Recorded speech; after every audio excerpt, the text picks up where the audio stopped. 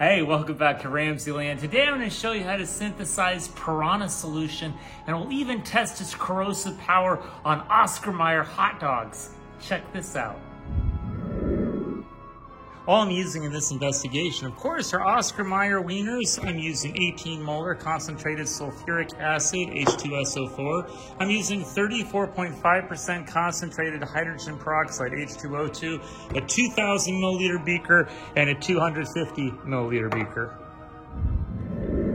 So to make your Piranha solution, you're going to use a 3-to-1 ratio of sulfuric acid to hydrogen peroxide. So I have about 250 milliliters of concentrated 18 molar sulfuric acid. I'm adding about 83 milliliters of 30% hydrogen peroxide. I'm adding this slowly with strong stirring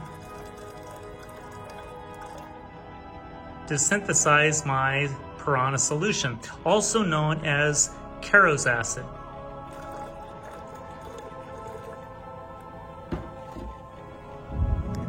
Okay, we've now synthesized our Piranha solution, also known as Caro's acid. Now I've put this larger Pyrex container around my beaker in case it sputters or overflows. I'm only going to put in half a hot dog at a time. Check out what happens.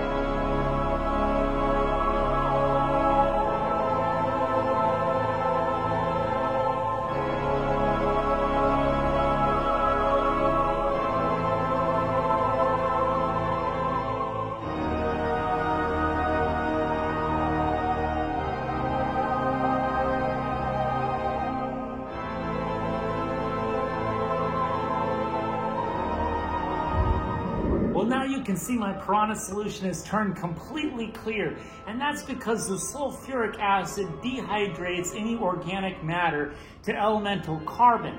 And then the hydrogen peroxide comes along and it oxidizes that carbon into carbon dioxide and water.